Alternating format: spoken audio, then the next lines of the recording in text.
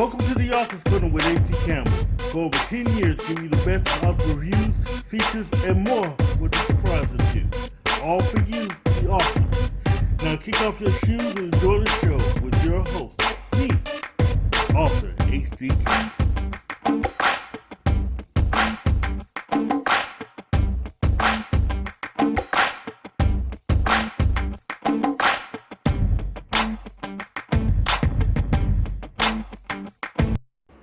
Welcome to the new season of the Author Corner with H.D. Campbell. As always, I'm your host, H.D. Campbell. We're starting off the show a little late this week because even though it's our season premiere, we experienced a death in the family on Sunday. We lost our matriarch, Miss Patricia White. I mean, she was my mother-in-law, and she was more like a second mother to me because even after my own mother passed, she made sure I had one mom left, and she was a great woman, and I had to make sure my family was great. It would have been inappropriate for her to pass on Sunday and for me to premiere a brand new show on Monday. She passed from COVID-19, and the family is still rearing, so thank you for your patience. Now on to the show. Because of the season premiere, I have two very big authors. One author, she's going to help you get rid of your let me debt. start In fact, she's speaking from personal experience. getting paid Her for name my is skills, Harrine, and so I Freeman, reached out to different and companies. she has a story I started to writing tell, IT articles and she first, has a and then I started way writing financial to articles, help you and it spend just money spun off wisely, from there. get out of debt, But yeah, stay there out of wasn't debt. like a specific And event to say, also, too, like I woke up to say I want to be a writer. just be, she helps you It just beware of happened a lot naturally of different from scams and just things that's writing going from on. school and She's helping coming people up out first. with Then newsletters. second, we So I have went another through a lot powerhouse of author dark who moments at a came very up young through age. You know, I abuse. went She through, came up my uncle got released from through prison not that had knowing been who in her prison mom for was, rape. bad He's family. She mentally ill. just got married just Um, recently. Her and he name is started Sherita Martin fondling and Williams, touching and and doing she is inappropriate so things, talking wonderful. to She's me in so a great to sexual talk to. manner She talks about until healing. She's written one books day my about it. She's grandmother written actually children's caught books him, about it, and you're just and gonna I love it looked once you at her see the face. interview. So I knew there's she was just so hurt, much going on. but I But first, before I put you off the break, let me give you some great news. The Awesome Times. Let me say it again. The Awesome Times has been released. It has been released by author Eddie D, and I'm telling you, you need to pick that up. Pick it up on Amazon. Pick it up on Barnes & Noble. Pick it up on Kobo. Pick it up on Apple Books. Pick that thing up because, again, this 9-year-old tells the story of she tells an entire narrative from the basis of her school newspaper. So please pick it up. The Awesome Time by ADD, published by Hard Drive Publishing, and also this is a big month for Hard Drive Publishing. The reprint of the Sergeant Wise Guy Chronicles by yours truly is coming out this month, and also a brand new book by ABD Beverly is coming out this month. So yes, August is big for the Office Corner, for Hard Drive Publishing, for everybody. So just stay tuned for a lot of stuff we have in store. So when we come back, we're going to talk about your debts with Harrine Freeman. Do you need editing and formatting services for your manuscript or document? Go to HD Campbell Productions, who will offer professional services and reasonable prices. For more information, call HD Campbell at 314-265-9169, or you can send him an email at hdcampbell3@msn.com. Let HD Campbell be your editor.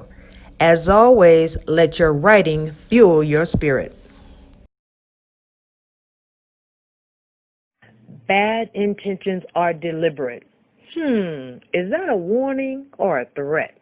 No, it's a book by author Renee A. Beauty goes a long way and never seems to run out of road. Crave, a very gorgeous young lady, finds out that beauty does and doesn't matter when she's introduced to Blair, better known as Big Time B. After clubbing with her friend Gretchen, she and Blair end up having a one-night stand. He knows how to pleasure her treasure. What does that mean? Well, I guess you must buy Bad Intentions Are Deliberate by author Renee A. Buy it at Amazon or at www.naughtyandnicenovels.com and coming soon to your favorite bookstore. You worked hard on that book, and now you need a good cover. You can always contact my friend Enoshi. She promises great book covers and professional service guarantees on all of them. She's even done 3 of my titles and is the exclusive cover artist for Hard Drive Publishing and H.D. Campbell Productions. You can contact Enoshi at her email at authorsenoshi@gmail.com. On July 31st, my wife and I experienced a big anniversary. We bought our house last year. It was a great milestone. It gave me this big office to host the Officers Corner in. Our kids are happy. Our grandkids are happy. Everybody's happy. This is a beautiful home. I love my home. But there were a lot of hoops we had to jump through. We had to make sure our credit was right and a whole bunch of other things. So, our next guest, Harrine Freeman, will talk about all of that. Plus, she has a few tricks for you. So, here's the interview. I do not know specifically. I've always been, based on teacher feedback in school, they said I was always a good writer. So it just came naturally for me to write. It wasn't necessarily one specific event that got me into writing. It just sort of happened organically. I've always liked to write, when I had to write papers, I've always liked to write. And so, I think it just happened naturally. It wasn't anything specific that made me say I want to be right. It just happened naturally. I just, one day decided, I have a lot of skills. What are some skills I can monetize? And I said, well, writing. So I said, well, let me start getting paid for my skills. And so I reached out to different companies. I started writing IT articles first, and then I started writing financial articles, and it just spun off from there. But yeah, there wasn't like a specific event to say, like I woke up to say I want to be a writer. It just happened naturally from just writing from school and helping people out with newsletters and things like that, helping out my friends with their writing and resumes, stuff like that. Okay. Well, first let me get into specifics right now. You have a lot of different books, literary books, self-help books for different things, but main thing is personal finance. What got you to write about personal finance?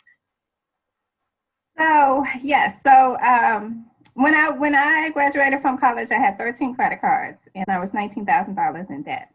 So I knew about savings, like I learned about savings, but I didn't understand how credit worked, and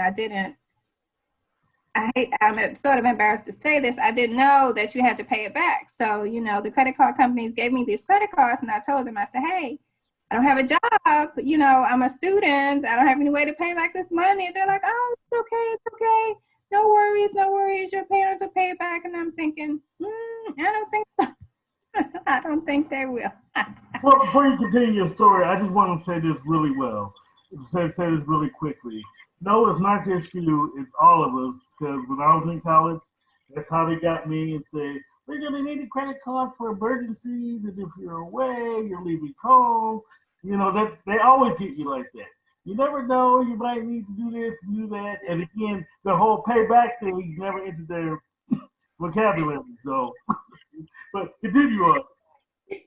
Right. So, so by the time, I kept getting all these pre-approved offers in the mail. So by the time I graduated, I had 13 credit cards, $19,000 in debt. And at the time, I was only making $21,000. So everything was fine because I was making the minimum monthly payments. However, I lost my job, and so I wasn't able to pay the bills. And so I got introduced to the world of credit and creditors and being harassed and, them calling me day and night at home, at work. And so I was at a loss. I didn't really know what to do because I didn't know what my rights were as a consumer. I didn't know anything about how to pay it back. And so once I got another job, and then I also got a part-time job, I, told the companies, look, I don't have any money to pay you back. And they, of course, were very nasty and rude and all that kind of stuff. So finally, I got some advice from one creditor that said to set up payment plans. So that's what I did. So I was able to set up payment plans, and I just started with the smallest bills first. I paid those off, and then I just worked my way up to continue to pay off the bills. Now, it took a period of 4 years because, as I said, my salary was, almost the same as my debt. And so once I paid those off, I was able to go on to start a business, start a finance business. And then I was able to purchase a car and purchase a home. And so it was definitely a rough experience because I couldn't afford to go out to eat. I couldn't go to the hairdresser. I couldn't buy any new clothes. I couldn't hang out with my friends. I had to really buckle down and be disciplined with my spending and be intentional with my spending and be intentional with my thoughts about money. It's so easy for us to spend money without thinking about it. And so I had to be very intentional with how I spent my money and be very disciplined, which was, probably the hardest thing I had to do. And at one point, I had one pair of shoes, a red pair of shoes, and I had to wear those same shoes every day for like 6 months. And so that was horrific because some men may say that, women have lots of shoes. That's not true. But I just had that one pair, and it was so bad that my coworkers, wanted to give me money. They wanted to take me lunch. They wanted to give me money because they saw I was struggling financially. And I said, no, I did not accept help from anyone. I got myself into the situation. I said, I have to get myself out. And so I did so. And then I started helping, actually one of my coworkers, I started helping my family friends. And then one of my coworkers suggested that I go into business doing this. And I said, I never thought about that. And so I got the necessary training and education, and I went into business, helping people with their finances, with their budget, with their debt, with their credit, just helping them to really examine their values around money, examine the root cause of their spending habits to help them to make better decisions with money so that they can develop better spending habits, track their spending, learn how to pay off debt in a reasonable manner, and help to increase their overall net worth. Okay. Now, I'm just going to dive right into it and just say, we all can be very ignorant when it comes to money. People can say, hey, pay yourself some time, or I have to go out. I can't just not have a life. What do you say to guys? People who say that to you. Well, I think most people get into trouble for a couple of reasons. One, there was no balance with their money. And then two, they do not prepare for unexpected emergencies. Nothing stays the same. That is a natural law. Nothing stays the same. And so people don't prepare for the time when things go bad. And so then they resort to credit or payday loans or some alternate form of payment. And when they can't pay it back, then they get themselves into trouble. So you have to track your spending and you have to save. My grandmother said you have to save for rainy day. And so you definitely have to save money, even if it's $5 a week, $5 a month, you have to save something, because there is going to come a time when there's going to be what they call lean times, where there's going to be some kind of event and your finances will be tapped, and you need to prepare for that. So now my next question is, in your business, how many clients are you helping as far as debt comes? How many clients are you seeing? So I see anywhere from like 10 clients, like about 10 clients per month. Okay. Well, see, tomorrow is a very big anniversary for me, my wife. The anniversary is this will be a year we're in our new home. You don't have money for the down payment. Why do you still need a certain credit score in order to get the home? Well, that's just the way the system is set up, unfortunately. They want, or financial institutions and banks use a specific credit score as a determining factor in approving you for a mortgage loan because they want to be ensured that you can pay that loan back.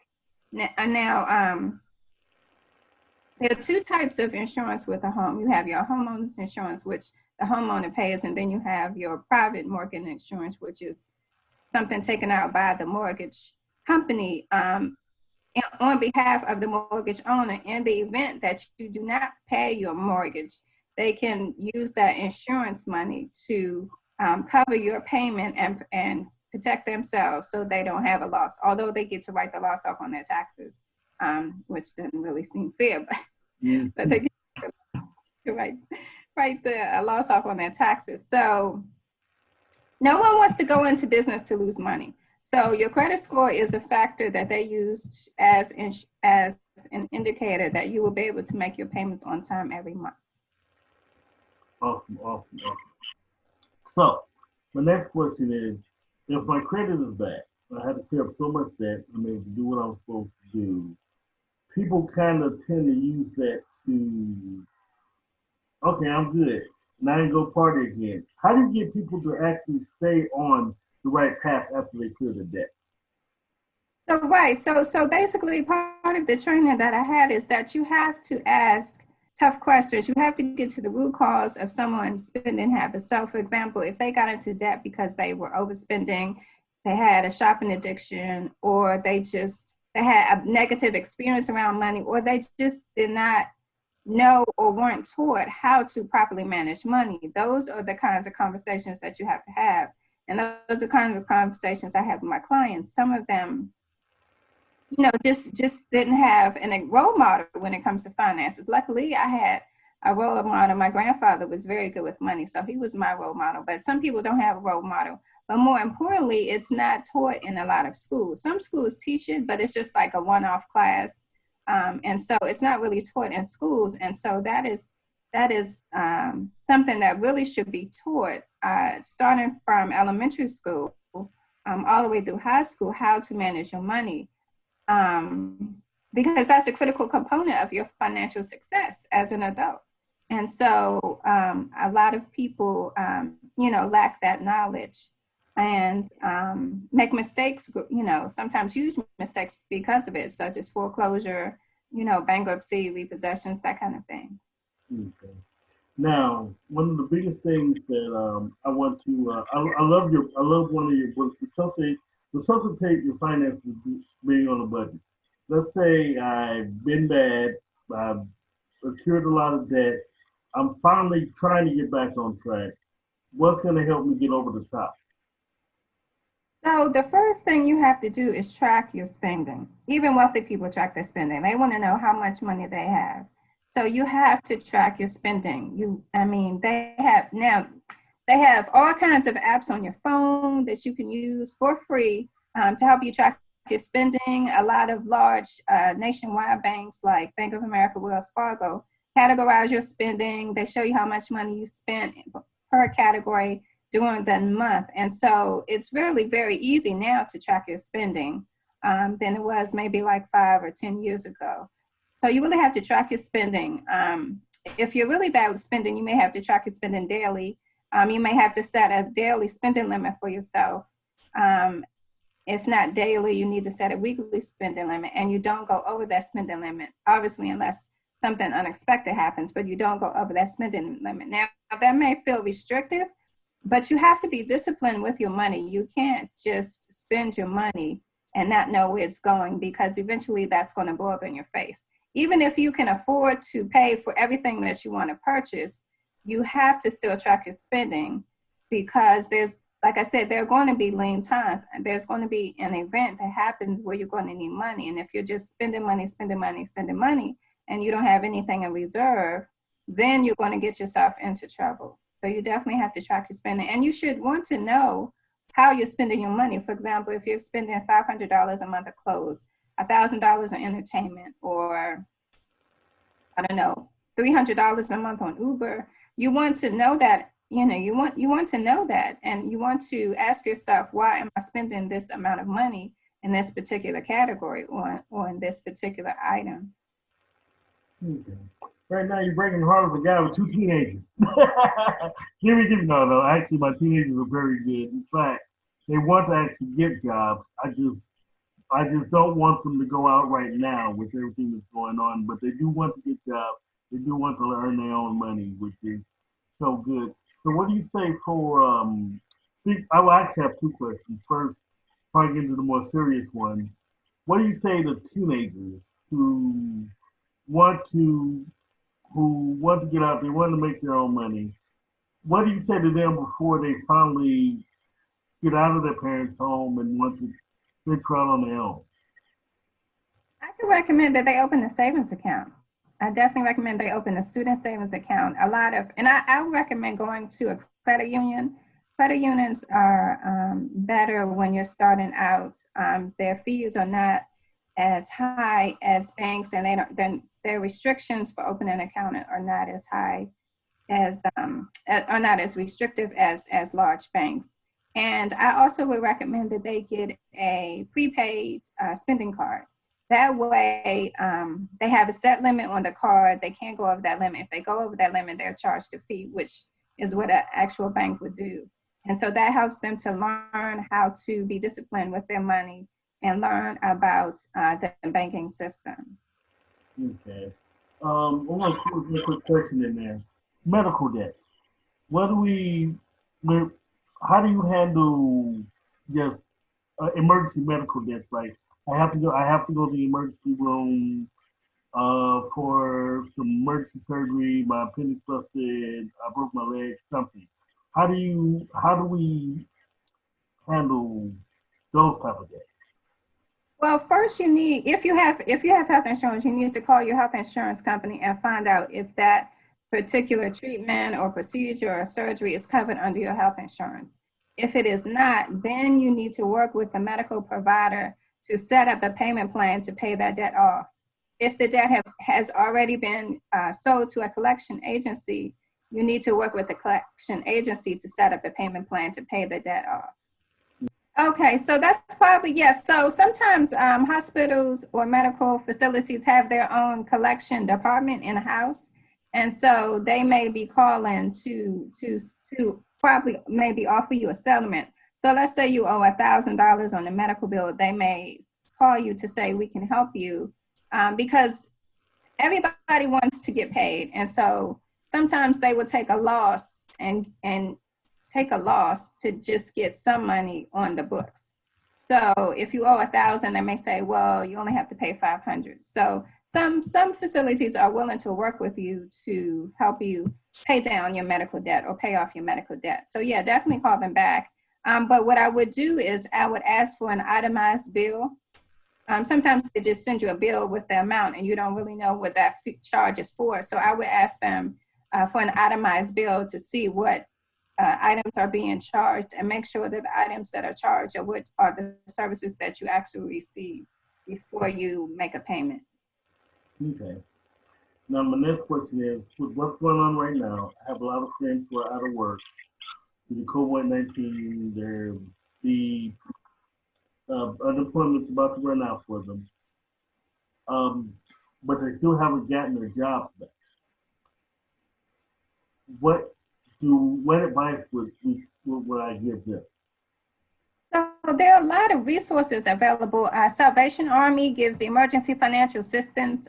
There are a lot of emergency financial assistance programs for renters. If you're a homeowner, your mortgage company has financial assistance programs. There are also grants out there. So the SBA is offering a grant until September 30th. It's called the EIDL, Emergency Disaster Injury Loan. So it's two parts. It's a loan for business owners and a grant for individuals. So they can sign up for that, and they give you anywhere from $1,000 to $10,000. And so you just have to, use the internet. It may take you a day or two, or maybe even a week to research and find the free resources that are available. Some places are giving free food.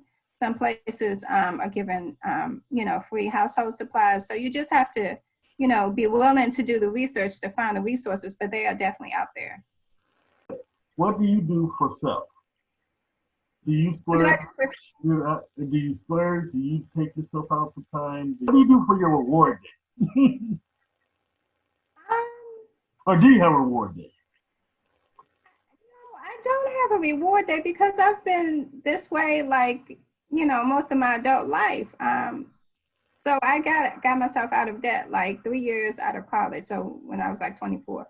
So I've been good with spending for like a long time. So I don't really have such a thing as a reward day. I hate going shopping. Like I hate going to the mall and walking around. When I go to the mall, I know what I want. I have a list of what I want to get.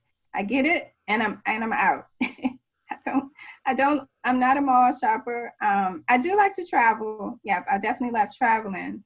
I guess maybe my advice would be staying in nice hotels. I do spend more money to stay in nice hotels. Um, Oh, hotels are awesome.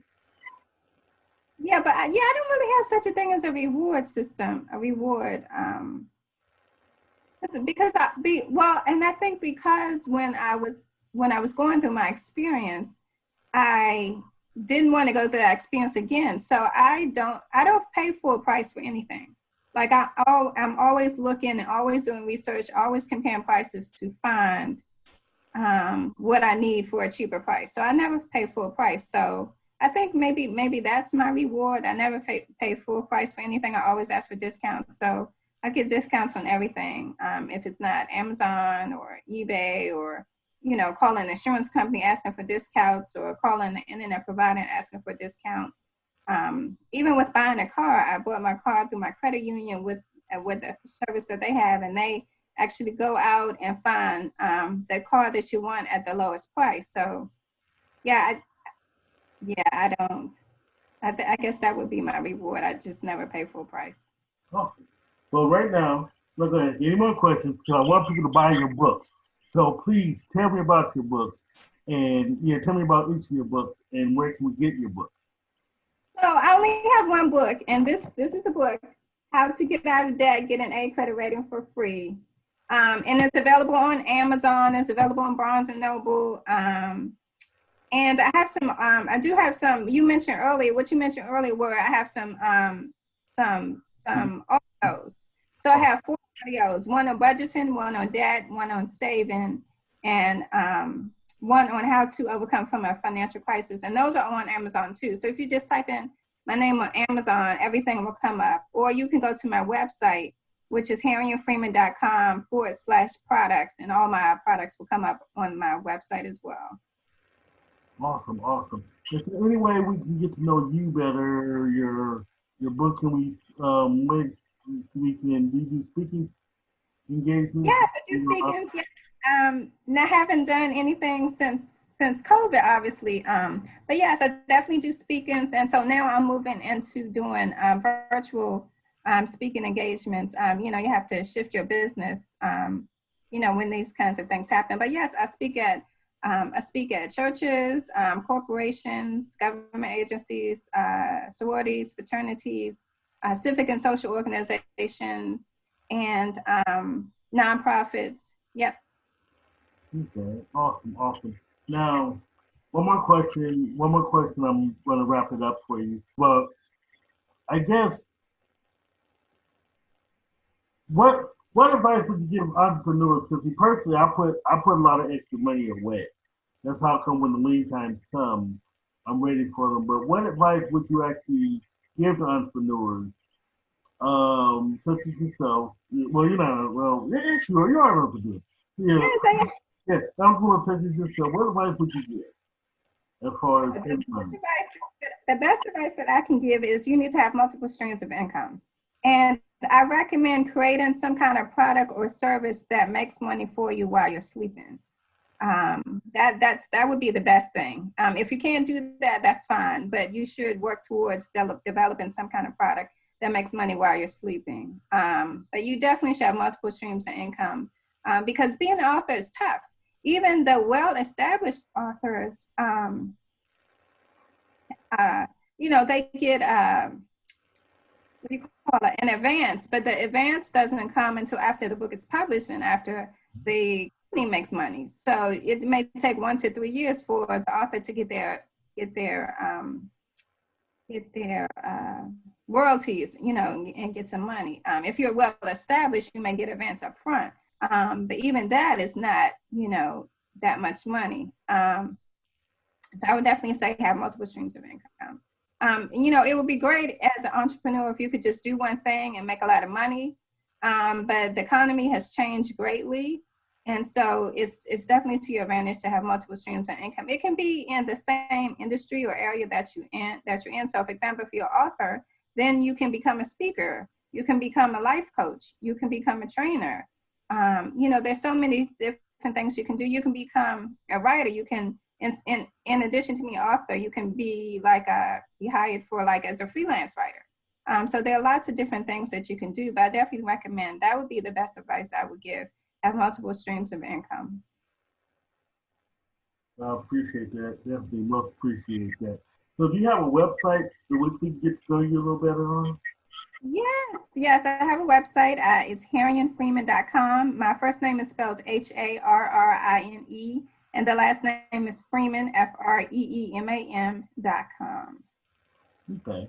So, and I'm also on Facebook, H.E. Freeman Enterprises, and then I have a page for my book, How to Get Out of Debt, on Facebook as well.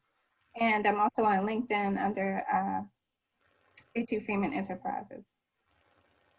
Beautiful.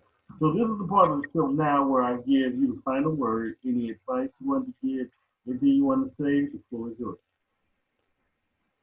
I would say always spend less than you earn and have multiple streams of income. Awesome. Hold on one second. Thank you for coming on to the show.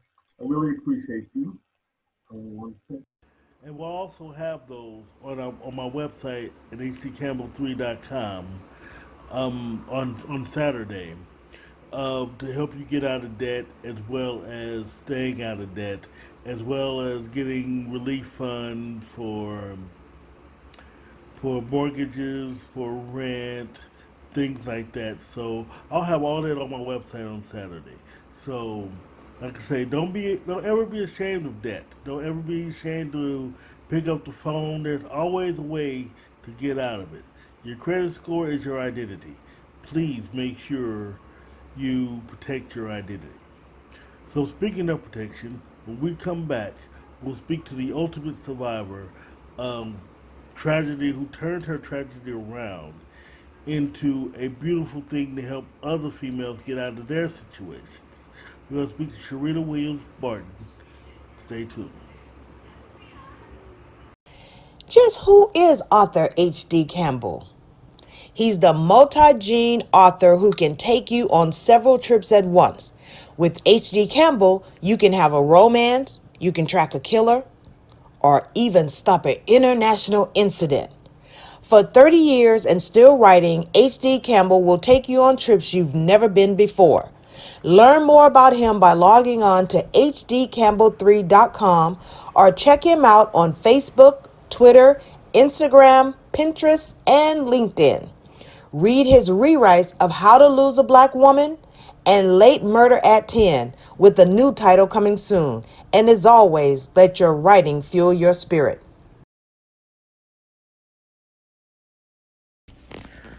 By Late Murder at 10 by H.D. Campbell.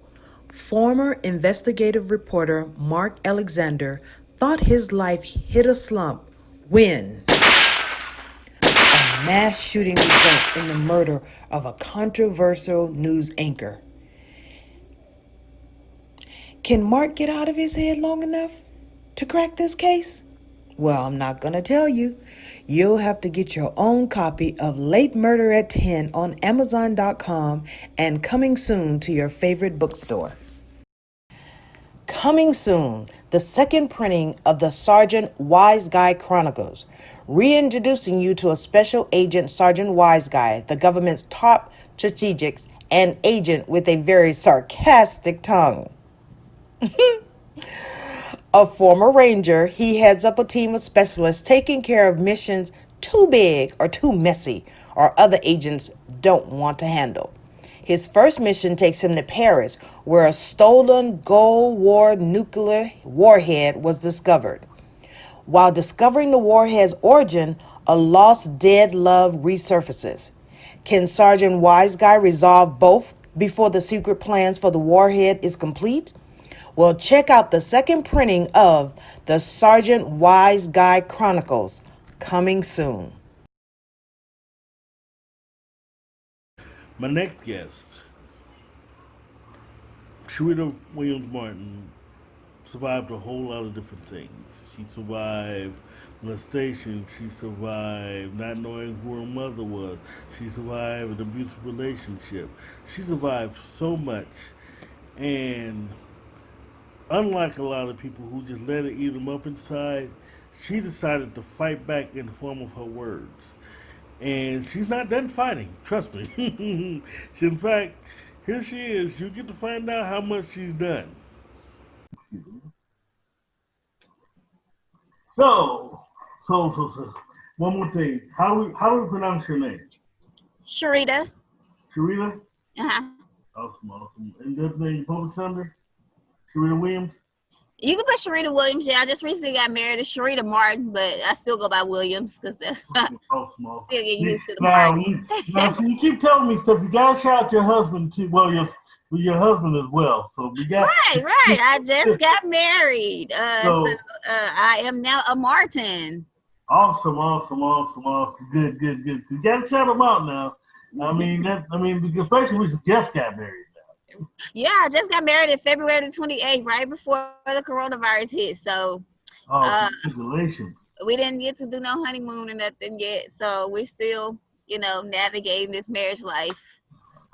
You have such an amazing story, but I want to start off with your book, One Wing. Okay. Cries of a Motherless Child. Tell me a little bit about it.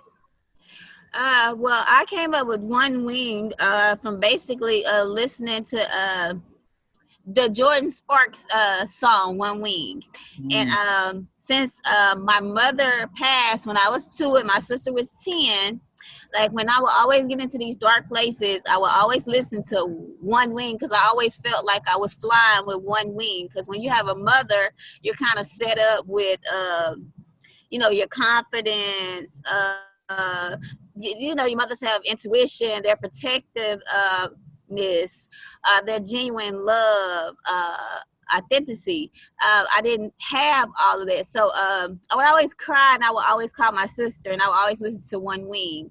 So I felt like my mother was my other wing that I was missing. So that's why I named the book One Wing. Okay, awesome. So, you had like you lost your mom.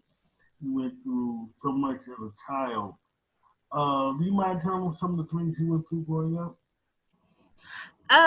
Well, I started off as a child being lied to. That was the first. Yes, when I realized my sister was actually telling the truth, and I wouldn't say my grandmother lied. Well, the truth was kept from me. It caused a lot of distrust at a very, very young age. And then I went to a phase when my sister actually graduated because she was 10 and I was 3. So eventually she grew up and she graduated and she left. And my grandmother cut off all communication between me and her. So I went through like depression at a very young age. I started splitting my wrist about 11. So I went through a lot of dark moments at a very young age. Then I went through, my uncle got released from prison that had been in prison for rape. He's mentally ill. And he started fondling and touching and doing inappropriate things, talking to me in a sexual manner until one day my grandmother actually caught him. And I looked at her face. I knew she was hurt, but I knew he was her son and I was not her daughter. That's the way I felt. And nothing was pretty much done. We kind of just hid from him from that day on, but nothing was talked about, nothing was said, nothing was done. So you lose complete trust in yourself, you lose complete trust in God, you lose complete trust in people. And this happened at a young age. So I went through that. Then my grandmother died when I was 14. So I ended up moving in with my aunt. I got pregnant at 17. I had a live-in boyfriend at 16. So it was like a lot of mistrust in the people that handled me. They did not handle me correctly with love and dignity. As a young woman growing up, as a child developing into a woman, I was not taught great morals and values and truly loving and valuing myself. So they led me into a toxic relationship and having 3 kids with someone that's my enemy. That was no good for me from the beginning, but I had 3 kids with him. So a lot of your childhood plays into your adulthood, into your decisions. Even though I was an adult, I was 16. It was inappropriate for me to have a live-in boyfriend. It was inappropriate for me to be doing a lot of things, but I wasn't taught, like, you're not supposed to do this, you're not supposed to do that. That's not, how a young lady's supposed to act. Even though I wasn't promiscuous in a sense, I still was sexually active at 16, 17, 18, and it was known. But it wasn't said, you're not supposed to be doing this. This is inappropriate, or it's wrong to be pregnant at 17, or you shouldn't be doing this. So I learned a lot of things by trial and error. Okay. During that time, was there any positive light at any point during that time? The only positive thing that came out of it is my children. When I had my oldest daughter, she was like my beacon of light.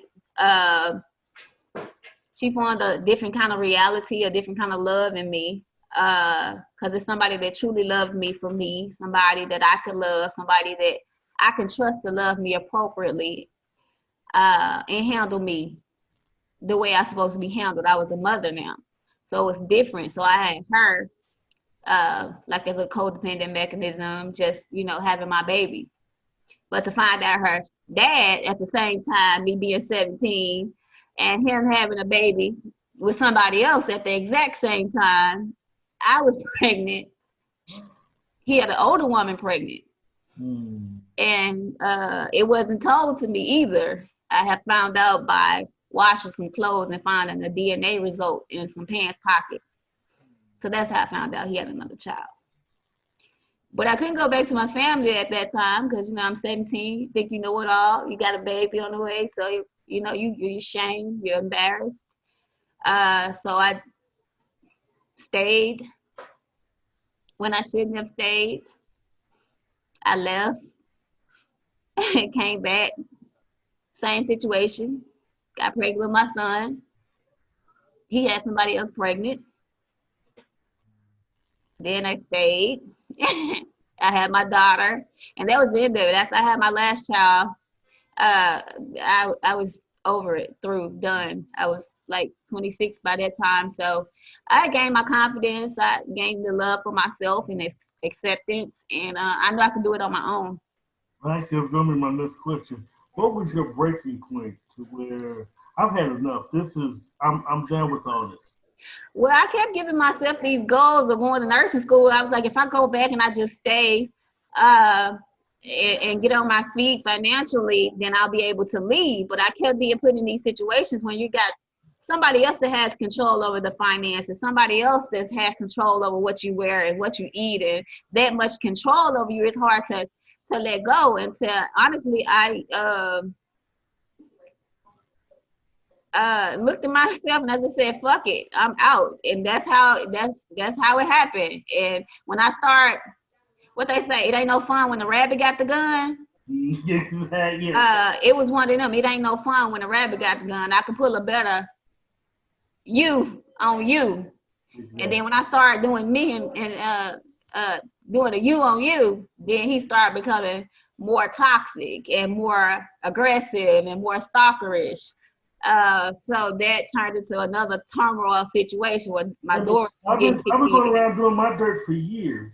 Right. Like, Like, he yourself, gave I me was doing my 30. thing for years, and now Right. here you come trying to do. Oh, okay, it's Right. all I give game. you my virginity. I give you all of me. Then you give me the scraps of you. And then when I, do better at it at you, because hey, when I found the essence of Sherita, hey, you can't stop Sherita. And once he realized that, baby, I could play better games than you could play. But I wasn't playing no games. I was just truly done. But he wasn't done. Like, I got my door kicked in so much, I think my kids start sleeping through my doors getting kicked in. It didn't even affect them no more. Like, we didn't even jump anymore because that's how, like, we already knew what it was. Wow. So what was your final break from him? My final break from him, honestly, is I got into another relationship, as I talk about in my book, with this guy from California. And he wasn't afraid of him. He financially stepped up and helped me in every way, so I could stand on my own. And that's when he started to realize, like, nobody's playing with you with this domestic. Nobody's playing with these games with you. You ain't kicking in no more doors. You kick in the door now, it's gonna be some repercussion behind you. Because at that time when we was going through this, police wasn't really taking women serious with domestic violence. They were just thinking, oh, you're gonna go back to him. So they would just write the report and they would just leave and nothing would be done to him. Right. So it wasn't like I was getting no protection. So I just found the way to get protection another type of way. And that's how we totally parted ways. I wouldn't say in a good way. It became more drama in a sinister way of him taking me to court, getting his visitation rights and, playing police games then.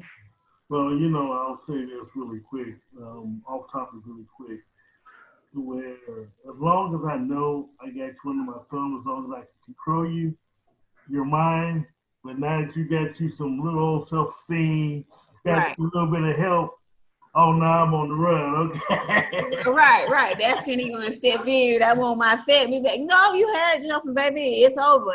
And when it was over, it was over. I had stopped loving him a long time before I even left. It was just a survival mechanism why I stayed, but I kept getting trapping myself with these babies. And my plan wasn't like coming together as it should.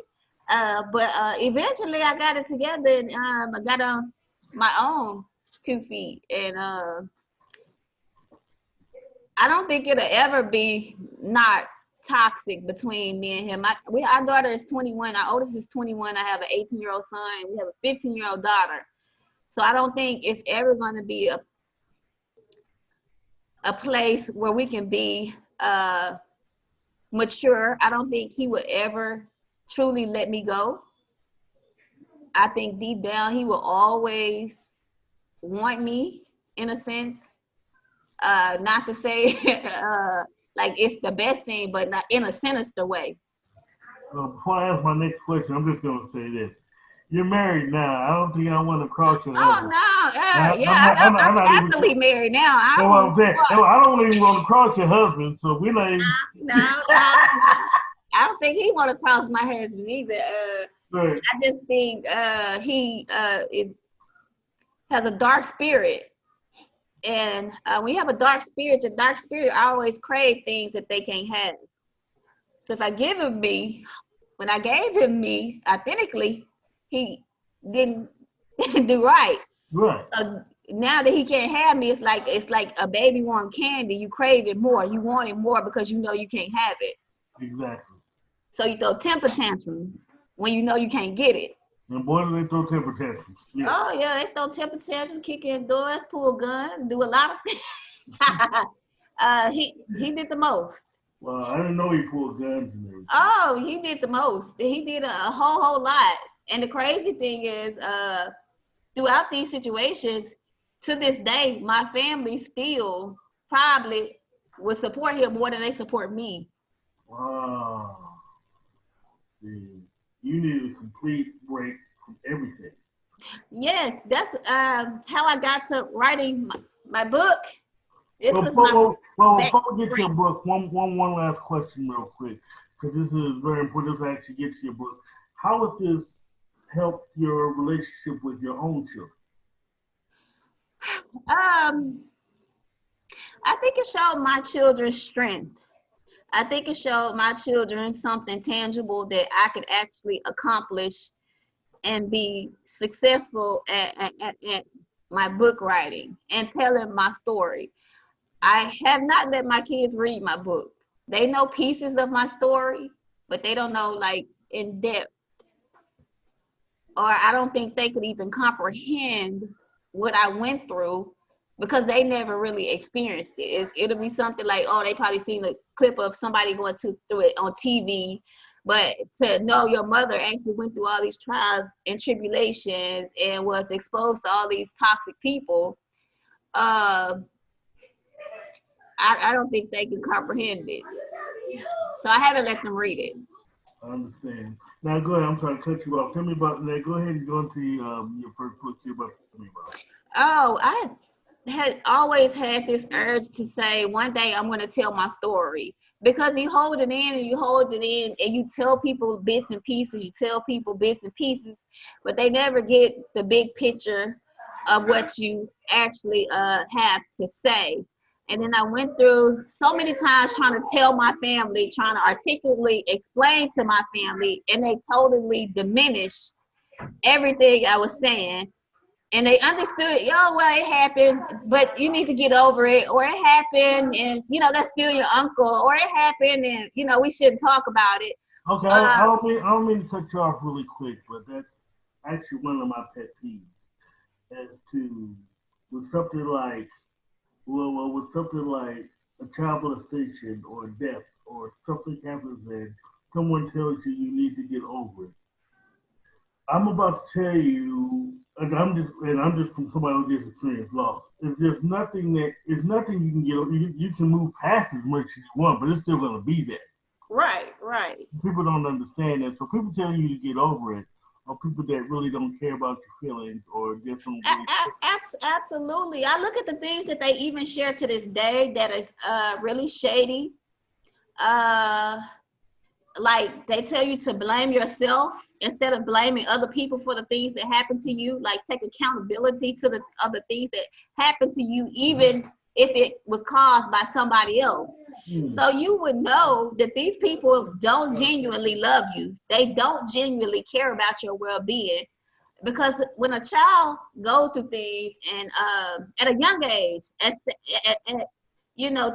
almost 3, losing my mother, at 7, realizing this is not my biological, mother, and then at 11 being molested, and then my sister leaving and not being able to communicate with me.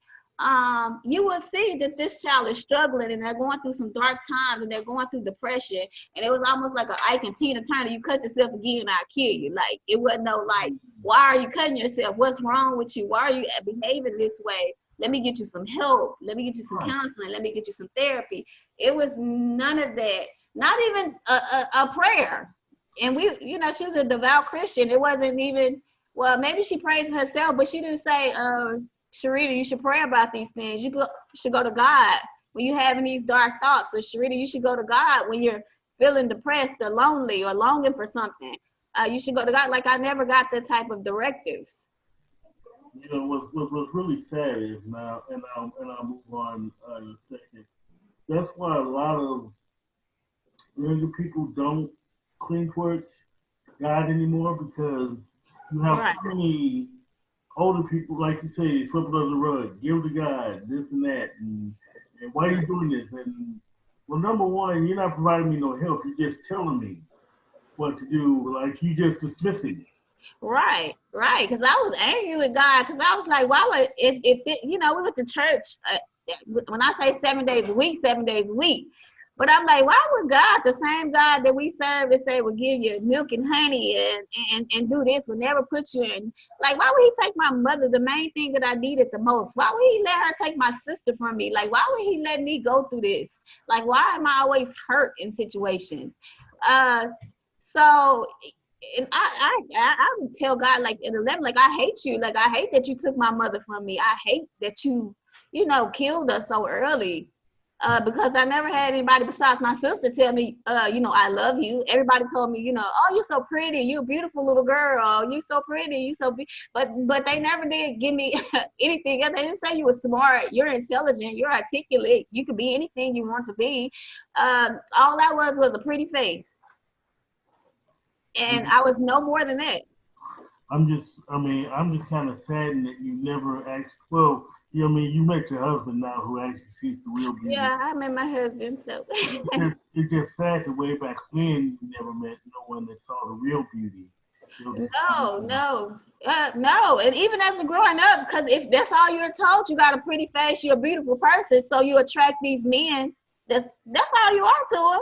A pretty face, a beautiful person. They don't care about your intellect. They don't care about your intelligence. They don't care about your level of education. They don't care about none of that. They just care about how you physically look and you know, sex. That's it. And but that's all you know. So that's all you can give this. You know, that's all you give the person. That's the energy that you're putting out. So that's what you project, and that's what you get. Until I got into a place where I was by myself, learned myself, I manifested to meet my husband. I knew what I wanted in a man, and even with meeting my husband, I still have to realize, Sherita, you're not with them type of guys anymore. This guy's, you know, totally different. So I can't be Sharita because I'm originally from Chicago. I have to be Sharita because he ain't like, you know, them Sharita guys I was with. People that I had to nug, buck, and bang and let them know, you know, I'm 5'1", but I don't, you know, I don't go because, you know, when these men get you in these situations, they have this much control over you. And even in the essence of my spirit, I was always dominant. So I wasn't just quiet in these situations. I wasn't just crying and going in the corner. It's like you just gonna have to kill me. We just gonna have to knock. We just gonna have to do what we gotta do because you just ain't gonna be beating on me. It is what it is. So I had to go through a lot of those, and I'm still learning to this day how to be a woman and be in the essence of a woman and not a masculine woman, because I don't have to play the masculine role and the feminine role. I can be in the essence of who I am as a woman, and that's what my husband allowed me to do. Now, Oh, we're not done. Our interview ran longer than that. So next week, on Monday, we will air on time next week. On next Monday, you will actually see the conclusion of the interview. You'll find out how she markets her books. You'll find out what to do if you are in trouble. You get to find out different things or different ways to get out of your situation and how she can help you get out of your situation, how you can contact her, things like that. So, without further ado, we're going to push the break. But before we go to break, here's what's coming up on the next Office Corner with AC Campbell.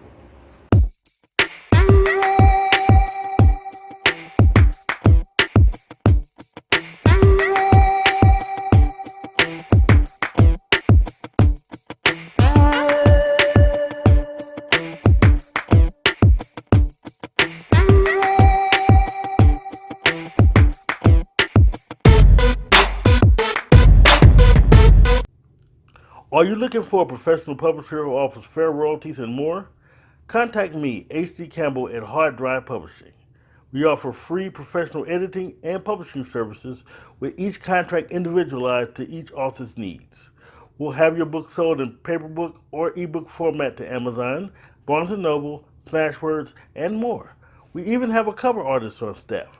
If you're interested in submitting, contact me, H.D. Campbell, at hdcampbell3 at msn.com, or contact me on Facebook, Twitter, Instagram, and LinkedIn. It's Hard Drive Publishing, and as always, let your writing fuel your spirit.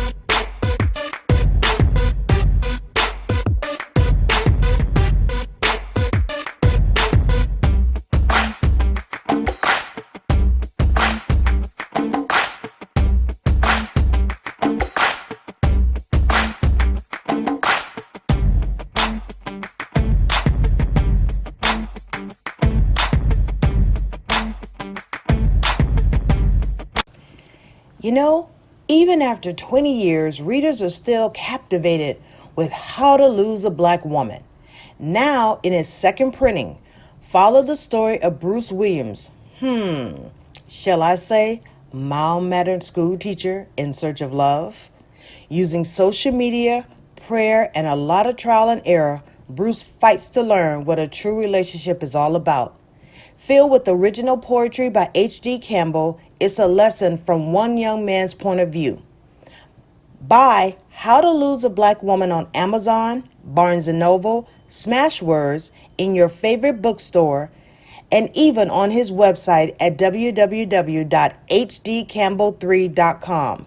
And as always, let your writing fuel your spirit. Before I pitch to my 2 cents, let me make a couple of announcements. Sorry for the stubble. We'll be a little better by the time of the next show. Like I say, we're doing the show kind of late because we had the death of the family. And there were a lot of different things we had to move around, including interviews. So, but we still bring you the best interviews. We got a lot of great interviews this season, and we're still putting them on the schedules and everything. So stay tuned for what we have. There'll be a lot more things going on with Hard Drive Publishing. There'll be a lot more books coming out. There's another Sergeant Wise Guy reprint coming out. Because next year is going to be a brand new Sergeant Wise Guy book. Eddie D is working on something new. I mean, it's just going to be so awesome. I got other authors who have books coming out. Red Dragon's coming out in November. I mean, it's going to be beautiful. You will, I mean, trust me, the news is just going to get better and better, especially in these times. We could always use some good news. Which brings me to AC's 2 cents. Also in the future, I'm going to have prepackaged 2 cents about editing and marketing and getting to the right publisher and publishing your own book, things like that. But I wanted to get off topic for a second, because like I said early in the show, we had a death in the family, and we lost to do the COVID-19. I wanted to actually talk to you about that today. COVID-19 is a very real thing. It's nothing to play with, it's nothing to joke about. People keep saying it's a fake disease, it's a fake this, it's a fake that. Well, how come this, well, how come that? Squash all that. I've known my mother-in-law is not the first mother lost to COVID-19 among friends of mine. I actually had a friend last night from St. Louis who just died of COVID-19. It's too many people dying to be playing. Wear your mask. Even if you don't think wearing a mask will help, wear it anyway. Especially in these public places that require you to wear a mask. Don't take this as a joke. And all you people that are saying, well, do you really know somebody who has COVID-19? Why? You need to thank God you don't know anybody with COVID-19. Because why would you want to know someone that has it? Just to prove a point, just to try to be right? No. Quit playing, everybody. I only go out of my whole household, I'm the only one that goes out. And I make sure I have a mask on, I'm protected. I'm not going to play when it comes back to my family. So pretty much so, today's advice is wear your mask. Oh, and if you don't clown nobody who don't wear a mask. I mean, because it's their right not to wear a mask. But also, too, at the same breath, leave people alone for wearing masks in their cars or whatever. I see too many of that. Making fun of people wearing masks in their cars and things like that. People who don't wear masks, you want anybody in your business, stay out of other people's business. I'm saying that to everybody. All I'm saying is, COVID-19 is real. Please protect yourself. But that's the Author's Corner. Stay tuned next week. We have 2 more authors. Stay tuned. We're going to have a good show on Monday. Peace. As always, let your writing fuel your spirit. And please, stay safe out there.